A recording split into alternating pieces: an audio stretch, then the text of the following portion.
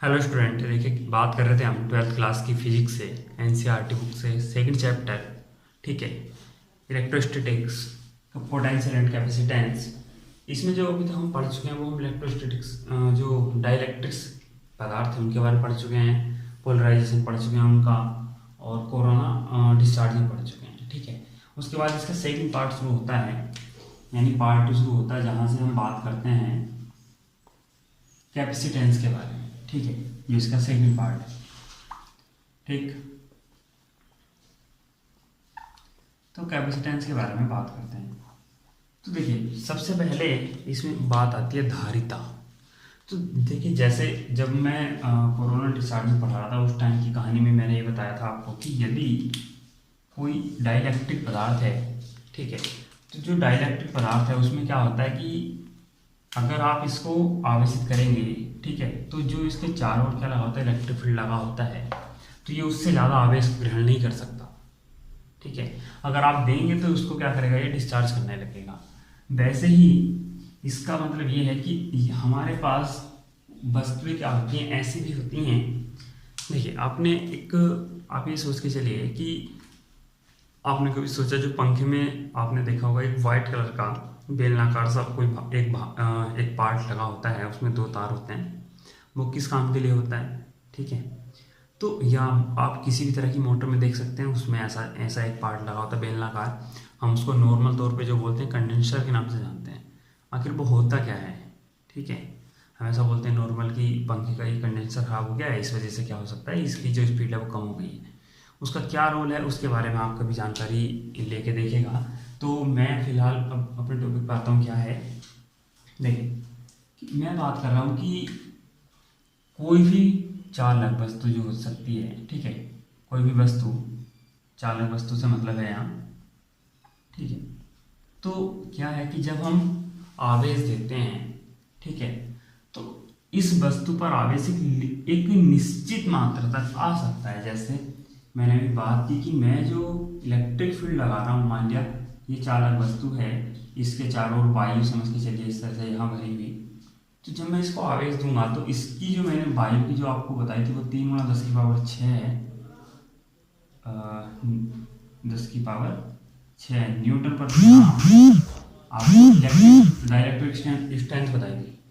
ठीक है, यानी आप इसमें आवेश यहाँ इस पर लगा सकते हैं, वही उत्पन्न हो सकता है, यानी इससे ज़्यादा ये आवेश नहीं ले सकता। अगर आप देंगे भी किसी वजह से तो ये क्या हो जाएगा, इसको डिस्चार्ज करने लगे। यानी जैसे आप एक बात समझ के चलिए, एक गिलास है, 250 ml का एक गिलास है, ठीक है, अगर आपको 1 लीटर पानी इसमें भरना है तो आप क्या करेंगे? ठीक है, ऐसे ऐसे 4 गिलासों की आपको आवश्यकता होगी, या एक ही गिलास में भर देंगे? एक गिलास में नहीं आ सकता। क्यों? क्योंकि इसकी जो एक कैपेसिटी है, आप कह सकते हैं कि जो इसके अंदर किसी चीज़ को धारण करने की क्षमता है वो क्या है, एक निश्चित है, 250 ml। ठीक है, और अगर आपको पूरा अपनी जितनी आपको चाहिए कैपेसिटी वो 1 लीटर है, 1 लीटर भरना है, तो इसका मतलब आपको ऐसे ऐसे 4 गिलास चाहिए होंगे। ठीक है, तो यही चीज़ मैं कह रहा हूँ कि अब देखिए अगर आप 250 ml से इसमें थोड़ा सा भी ज़्यादा अगर करते हैं, चाहे वो 251 कर लीजिए, 252 कर लीजिए, तो ये क्या होगा, गिलास से ओवर होगा, यानी गिलास से बाहर निकलना शुरू हो जाएगा। ठीक है, तो जब हम किसी चालक को क्या करते हैं, जब हम किसी वस्तु को आवेश से किसी इलेक्ट्रिक फील्ड में लाते हैं तो क्या होता है, जो आवेश होता है, ठीक है, तो आवेश से क्या होता है, आवेश और जो पोटेंशियल डिफरेंस होता है वो क्या होते हैं, दोनों बराबर होते हैं। जो हमारे पास आवेश होता है वो आवेश समानुपाती होता है V के, यानी विभव के समानुपाती होता है। किसके समानुपाती होता है? विभव के समानुपाती होता है। ठीक है, और आप इसको अगर मैनेज करें तो C बराबर होता है Q/V। C बराबर होता है Q/V, यानी जो Q है आप यहाँ से इसको हटाकर कह सकते हैं एक कॉन्स्टेंट लगा लीजिए C, ये हो जाएगा V, तो यहाँ से वैल्यू निकल कर आती है आपकी C बराबर Q/V, जहाँ C क्या है, एक नियतांक है, यहाँ C क्या है, एक नियतांक है, और ये वैल्यू कभी नहीं बदलती इसकी। देखिए मैंने एक नॉर्मल बात की कि किसी वस्तु को जब हम आवेश देते हैं तो उसके अंदर एकत्रित होना शुरू हो जाता है, और वो कब तक होता है कि लिमिटेड स्टेट तक होता है।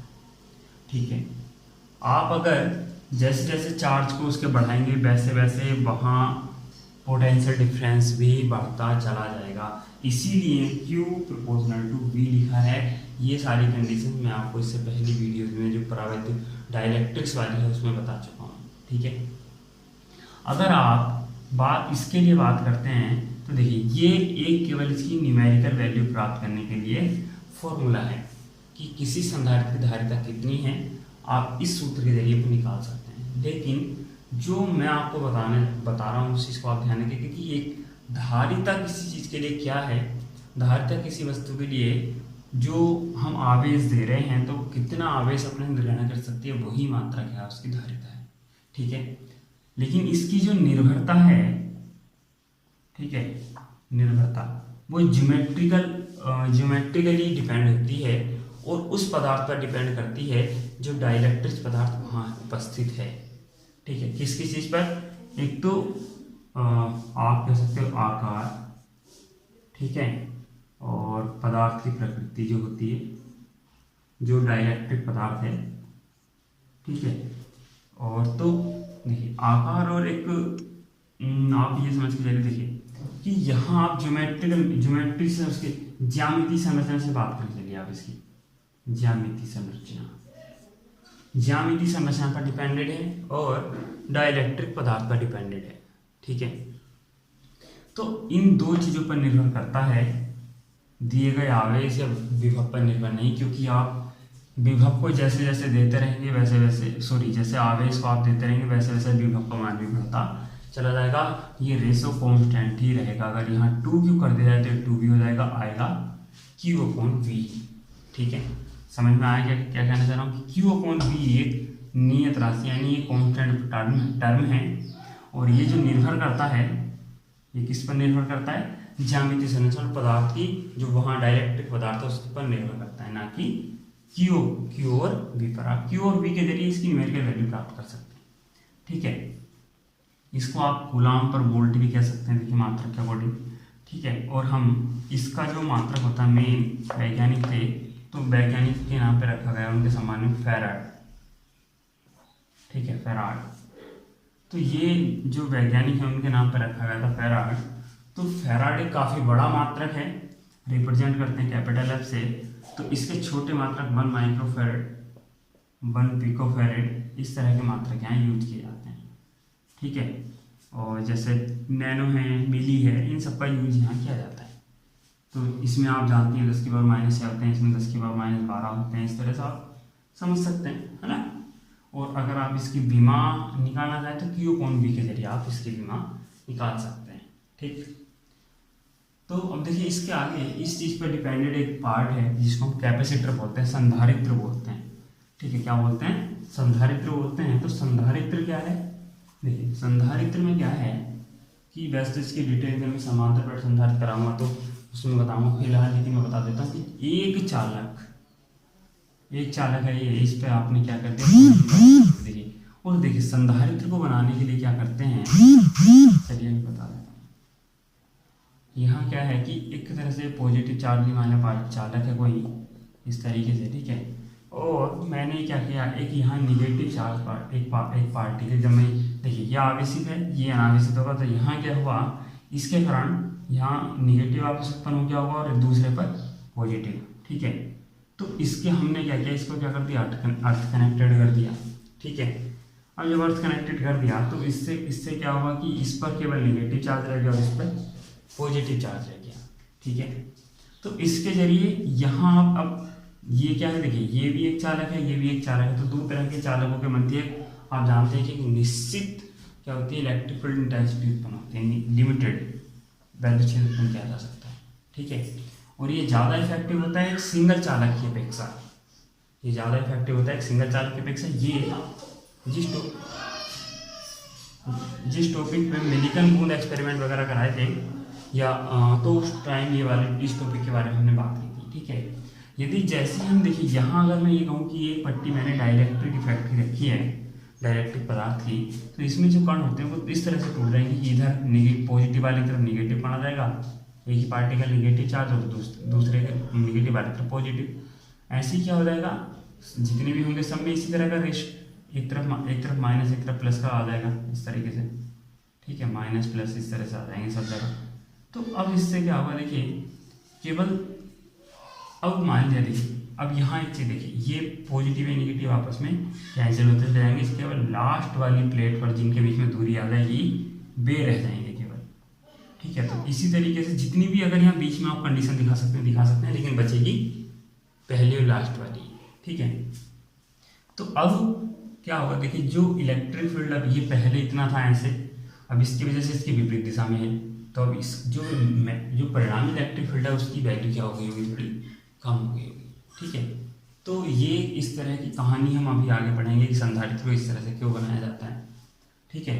तो अगर आप देखिए, तो देखिए एक जो इसके कारण इलेक्ट्रिक फील्ड उत्पन्न हुआ वो ये हुआ, यानी इसको अगर E1 कह दें तो ये हो जाएगा E2। अब रिजल्टेंट जो निकालेंगे आप देखिए, इसका परिमाण इसमें से आप घटाएंगे तो ये वाली चीज़ बचेगी जो आप इसको कहते हैं E कह सकते हो। तो ये चीज़ देखिए, अब यहाँ से इलेक्ट्रिक फील्ड की कमी से जो पोटेंशियल उत्पन्न हो रहा है उसमें कमी आई होगी। तो पहला वाला जो आप मान के चल रहे थे Q/V, तो यहाँ जो अब इन दोनों पर विभव के कारण जो रिजल्टेंट वैल्यू बचेगी वो बचेगी C बराबर Q/, देखिए यहाँ से उत्पन्न होगी तो V माइनस V और उधर वाले का पॉजिटिव चार्ज V, जब तक ग्राउंडेड नहीं करते हैं। अगर ग्राउंडेड करते हैं तो ये वाली चीज़ यहाँ से गायब, ठीक है। अब इसका मतलब क्या होगा, देखिए अगर मैं इसको यहाँ ये V1 कह दूँ, ठीक है, इसको V2 करके चलूँ और यहाँ V3 हो जाए, तो यहाँ जो V3 था वो तो हो गया गायब, बचा क्या V2। तो V1 में से V2 पहले जो V1 था उसमें से कुछ ना कुछ तो कम हुआ है, इसका मतलब पहले वाले की अपेक्षा विभव का मान कम हो चुका है। और बिना आवेश को बदले ये काम हम कर चुके हैं बीच में किसी डाइलेक्ट्रिक पदार्थ की वजह से, ठीक है। तो डाइलेक्ट्रिक पदार्थ की वजह से ऐसा किया जा सकता है, या एक चालक के पास दूसरा चालक लाकर ऐसा किया जा सकता है कि आवेश की मात्रा आप सेम रख रहे हैं लेकिन उसके बाद भी विभव बदल जा रहा है। और जब विभव बदल जा रहा है तो इसका मतलब इस टाइम अगर आप इसको C1 कहते हैं और ये C2 है, तो इस C1 की अपेक्षा जो C2 है वो बड़ा होगा, ठीक है। यानी आप किसी भी संधारित्र की धारिता को बढ़ा सकते हैं या आप धारिता बढ़ा सकते हैं बिना आवेश को बदले विभव को कम करके, और ऐसी ही युक्ति कहलाती है कैपेसिटर यानी संधारित्र, ठीक है। इसी चीज को हम बोलते हैं संधारित्र या कैपेसिटर, कि अगर दो चालकों को पास लाया जाए तो हम आवेश को बिना बदले विभव को कम करके धारिता बढ़ा सकते हैं। इसी चीज को हम बोलते हैं, इस युक्ति को बोलते हैं संधारित्र, ठीक है।